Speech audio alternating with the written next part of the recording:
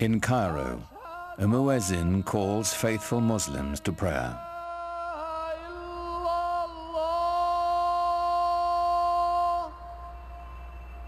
It's the same call that sounds 5 times a day, every day, in cities across the world.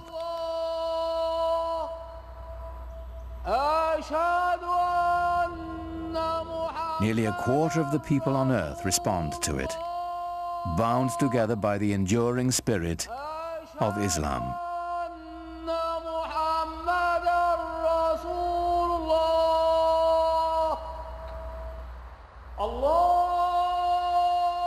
God is most great, the muezzin calls. I testify there is no other God but God. I testify Muhammad is the messenger of God. Come and pray. Come and flourish. God is most great. There is no God but God.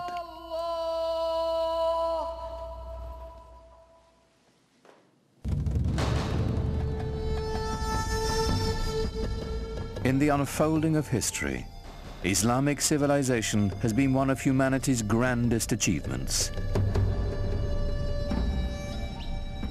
A worldwide power founded simply on faith. A spiritual revolution that would shape the nations of 3 continents and launch an empire. For the West, much of the history of Islam has been obscured behind a veil of fear and misunderstanding. Yet Islam's hidden history is deeply and surprisingly interwoven with Western civilization. It was Muslim scholars who reclaimed the ancient wisdom of the Greeks, while Europe languished in the Dark Ages. It was they who sowed the seeds of the Renaissance, 600 years before the birth of Leonardo da Vinci.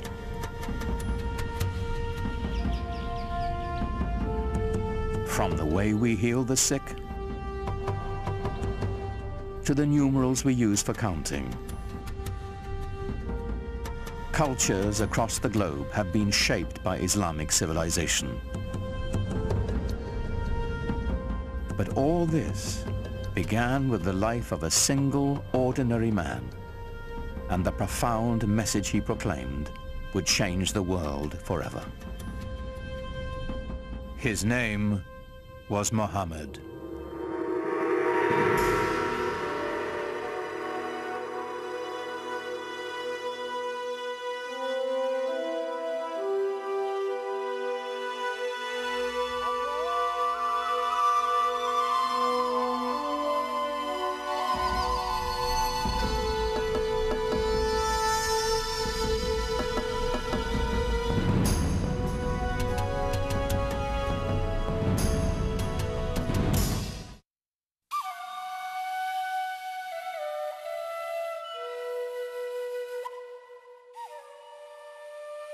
To Muslims, the life of Muhammad is a story revered, in its mysteries as much as its certainties, that our beliefs held sacred. Whatever we can tell about the Prophet, of course, is screened through the filter of what has been preserved over the centuries and what people have wanted to preserve. And it's very difficult to pull out from all of these different sources that are very adoring and the ordinary human being that the person that he was.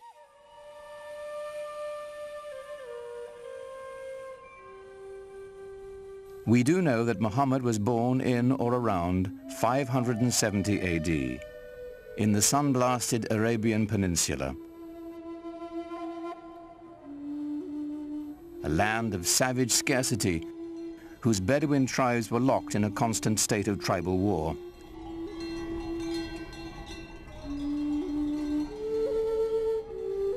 While still an infant, Muhammad's parents gave him his first taste of life in the desert.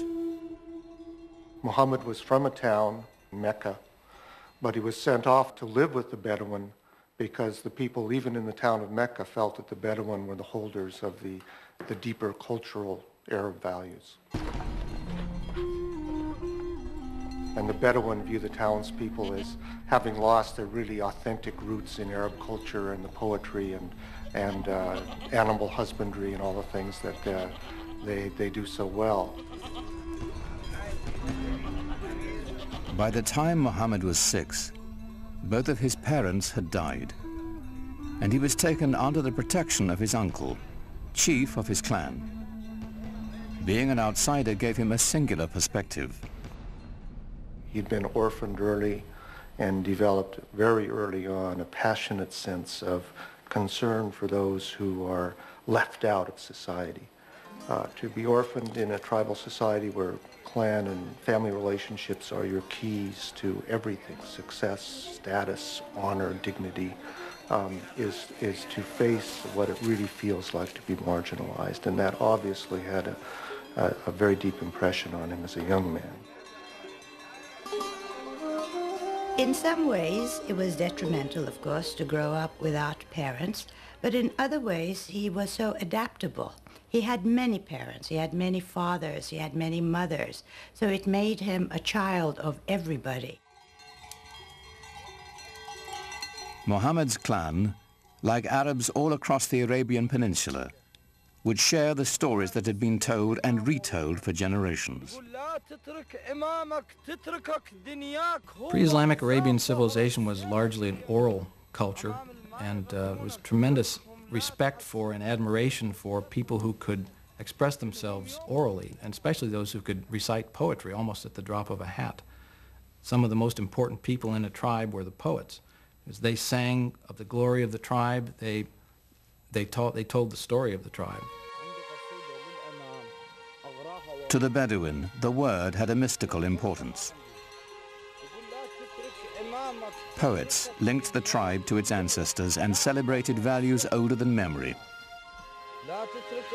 Poetry was the sinew that bound the Bedouin together, celebrating their victories, lamenting their defeats.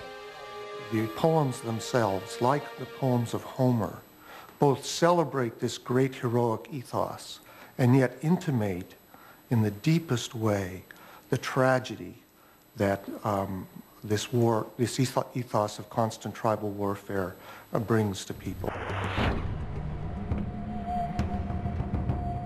Warfare and conflict were the grim realities of a dangerous time.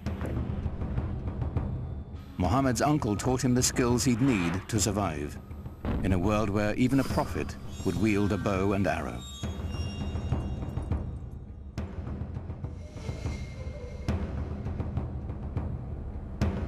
In a wilderness punished by the elements and bereft of water, rivalry over a single well could provoke a blood feud for generations. A real rivalry, real battles, and sometimes quite bloody. So the allegiance of individuals was to the family immediately, and at a larger extent to the tribe. Without the tribe's protection, no one could endure. Scattered across the peninsula were countless factions, all embroiled in bitter struggles, each defending its precious grazing lands, trade routes, and most importantly, its wells. Well, you have to understand, and most of the lands are dry. And so water is something that's everyone always considers precious. For those of us in climates that are more heavily watered, it's difficult to understand the depth and the centrality of the symbol of water in societies that are desert and in which it only rains once or twice a year, and in which a little water makes the difference between life and death.